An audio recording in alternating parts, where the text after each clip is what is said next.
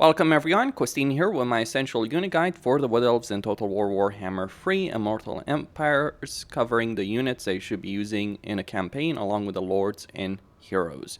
The Wood Elves do have quite a few units in their roster, but actually the roster could be condensed to the units that you're seeing on screen. You could even remove the Hawk Riders and just go with the rest. Though there is certainly some specialization involved, depending on the legendary lord you're playing, like between Draika and the Sisters of Twilight in particular.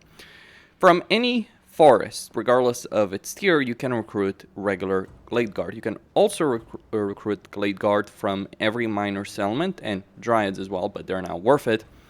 You can recruit them from any minor settlement, though you do need a structure for it. Regular Glade Guard are fairly decent. They have 170 range. They don't have the best armor, but because of their range, their ability to fire while moving, they will be able to do a lot of damage. They outrange the vast majority of other factions in the game when it comes to the ranged units, with the exception of things like Jezzails and of course artillery. Then you have the specialized version of Glade Guard. Like if you have no other choice, yeah, recruit regular Glade Guards. They'll get the job done, and that's something you're probably going to want to do in every single Wood Elf campaign early on. But then once you get the specialized versions, you just basically want to recruit those. You have two versions, and they do require certain structures to actually get access to. So you have the Glade Guard with the Starfire shafts, and then you have the Hagbane tips. Now what's the difference between these two units? They fill almost the exact same role in terms of their overall stats, ranged unit with low armor, high leadership, that can fire while moving. But the difference is that the Hagbane Tips version has a poison attack. Both of them do have magical attacks, but Hagbanes do have poison, so they can slow the enemy, do a lot of reduce the armor piercing, missile damage, and melee damage of the units they're encountering. The Starfire Shafts, they have a flaming attack on top of that, and most of their damage is done through armor piercing. Though I think the tooltip is a bit wrong because it's saying 16 missile strength, but in reality it's closer to, it is 18. 2 base missile damage and 16 armor piercing missile damage. So these guys can handle quite a few of the heavily armored units, and you actually will encounter quite a few heavily armored units in a Wood Elf campaign, though not in every single one of them. But if you're going against Warriors of Chaos or Dwarves, and yes, you do have reasons to fight Dwarves, then Starfire Shafts are the better choice. But both of them are worth using. I'd say 50-50 in an army is probably the way to go, or, maybe at least 4 with Hagbane Tips, the rest of them with Starfire Shafts. Then later on, as you upgrade your settlements and upgrade your barracks, you get access to the Deepwood Scouts, and specifically the Deepwood Scouts with Swift Shiver Shards. Like the regular Deepwood Scouts are pretty decent, but the Swift Shiver Shards are incredible in a lot of ways. While they don't have the same armor piercing damage that the Starfire Shafts do, and they do lose a lot of their range, they still have magical attacks, and crucially, they have stock, they can fire while moving, and they have Vanguard deployment. So they can sneak up on an enemy and do a lot of damage. So generally speaking, these guys will outrange still many of the range units that other factions do have. And even if they don't, they can still sneak up on them before they let loose, which is a significant advantage. They have the same level of armor, so don't expect a great deal of durability. But one crucial advantage for the Deepwood Scouts with Swift Shiver Shards is that they have multiple projectiles, 2 projectiles. So because of that, while their base missile damage and armor piercing missile damage isn't necessarily much better by default, those extra projectiles do play a significant role in terms of their damage output in a battle, and certainly Deepwood Scouts are worth using, though they are more expensive than Glade Guard. And the thing is, a full-on Glade Guard army can annihilate the vast majority of other armies that you encounter, at least in the early portion of a campaign. But Deepwood Scouts are just a better unit. And finally, the high-end range unit of the Wood Elves are the Way Watchers. They don't have those extra projectiles, but they have one of the best, if not the best, range of any bow or crossbow unit in the game. I believe it is the case. and most of their damage is armor piercing, with 20 armor piercing missile damage and 6 base missile damage. On top of that, they get hawkish precision. I'm not sure if this is affecting what I'm seeing here in the tooltip, but this increases their armor piercing missile damage by 15% if they're not within 70 meters of an enemy unit. And they also have stock and firewall moving, and of course Vanguard deployment. Draika can't get these, but for the other Wood Elf Legendary Lords, they are absolutely worth using. The low armor is a bit of a problem, but the high leadership and stock firewall moving certainly makes up for that issue. Don't expect them to win in a straight up fight. That is one of the problems that the Wood Elves do have. They're more of their range units are more skirmisher range units in the sense that they're meant to do a lot of damage and then run away from the enemy, as opposed to just staying there in range duel getting pummeled by artillery and other range units, because they just don't have the survivability for that.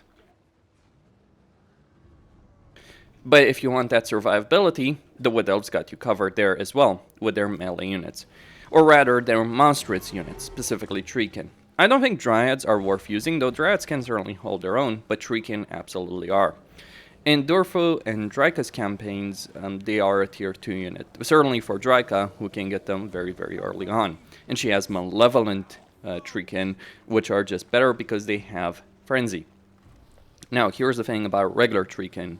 Regardless, they get 20% physical resistance, 15% missile resistance, they have 90 armor, and they cause fear. And they also have Vanguard deployment, which is kind of hilarious when you actually think about just the sheer power. And just to make it even crazier, they have a charged defense against ours. They have magical attacks. Yes, they are vulnerable against fire, as all forest spirits are, but to be quite honest, when it comes to a campaign situation, very few units will cause issues for the Treekin. And these guys will flat out win battles on their own. Like 2 or 4 units can take on an entire stack on their own.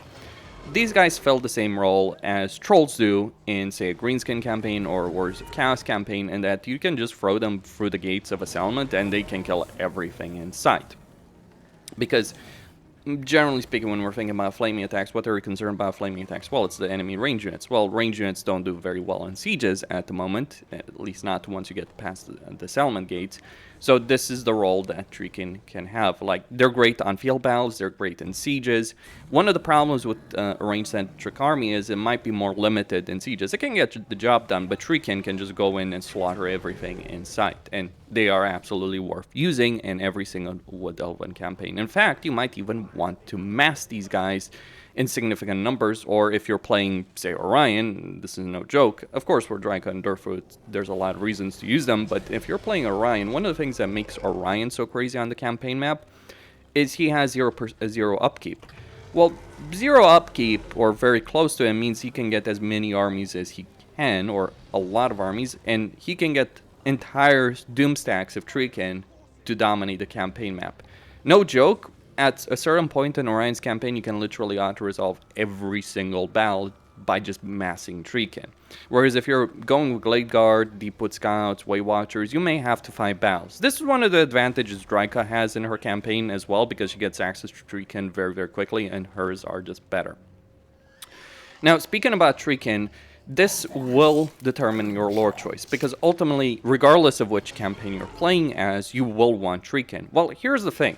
You get the Ancient Treemen in campaigns, and in general, when it comes to lore choices, you should always go for the Ancient Treemen. They're quite strong in battle, they have a lot of armor, a lot of leadership, magical attacks, most of their damage is armor piercing, and they have spells.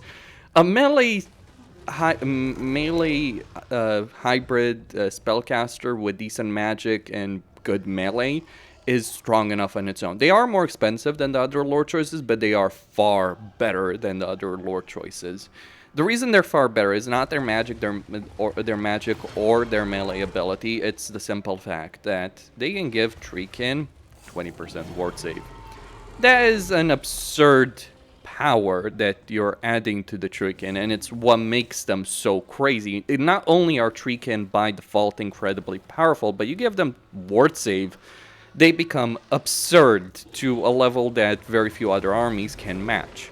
In terms of heroes, there's only 2 hero choices that really matter. I mean, you can always use all of them, and you probably should use all of them, but the ones you should focus on increasing capacity and getting in every single army are, 1, the branch wraiths. They give you replenishment, and they also are casters. Specifically, what you're interested is getting Lore of Shadows, but Lore of Life as well is pretty effective.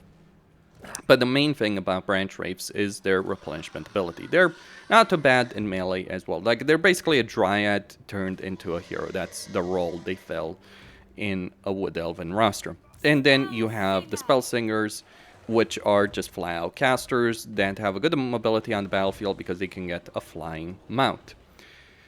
So, spell singers, branch wraiths, ancient treemen leading an army is incredibly powerful. The only reason you would ever get a lord that isn't an ancient treeman is because there are offices that you may not be able to give the ancient treemen that are actually worth using. Orion, I'm looking at you. The final unit to talk about are the Hawk Riders. They're actually pretty decent in melee, relatively fast. Their armor is not particularly great, but most of their damage is armor piercing damage. The main role Hawk Riders have in a battle, though, is to harass the enemy from the air. See, the Wood Elves, if you're focusing on a ranged army, can adopt a very defensive playstyle. You want the enemy to attack you. Like, consider this defensive position. You'd want the enemy to attack you. You wouldn't want to go down there to fight them.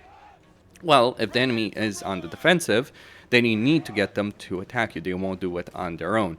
And the role Hawk Riders can play in a battle, as any skirmisher cavalry unit type, is that they can do some damage to the enemy, which will cause the AI to move its army towards you. And that is the role Hawk Riders can play and do play in a battle. Also, if you're playing as the Sisters of Twilight, they are significantly stronger. There's like 1 or 2 are still worth using, I'd argue, in every Wood Elven campaign, unless you're just getting a Doomstack of Trinket, in which case, yeah, just dot to resolve every battle. But if you're actually having to fight battles, 1 or 2 can be really worth it in battles because they can harass the enemy and get them to attack you, and they'll hold their own in melee, which is actually quite important. They don't have the armor-piercing damage, but their missile strength is still fairly solid, though obviously there's fewer entities than with the ranged units on the ground. With the Sisters of Twilight, Hawk Riders are, however, absurd, because every single Hawk Rider gets 1 or 2 cruise missiles, depending on whether or not you unlock the special skill for the Sisters of Twilight. Like, you start with 1 cruise missile, you can get 2 ability usage for each Hawk Rider in an army. And that ability does a ridiculous level of damage. And that's before they are doing their regular shots with their arrows. And then you can engage in melee. Or if you're dealing with cavalry, like these guys, not cavalry, if you're dealing with artillery, these guys can swoop in once the main lines have engaged and just deal with enemy artillery, which is actually one of the weaknesses the Wood Elves have, because they might be vulnerable to massed artillery. Well, Hawk Riders are a solution to that. There are, of course, other units, the cavalry units, the ground cavalry units, Stag Knights, Sisters of Thorn, Blade Singers, etc., that you might want to use in certain scenarios in a campaign, but for the most part, the units that you're seeing here are the units you'd want to use the vast majority of times in a campaign. Costin here signing out. Don't forget to subscribe, like, and enable notifications, and stay tuned for more.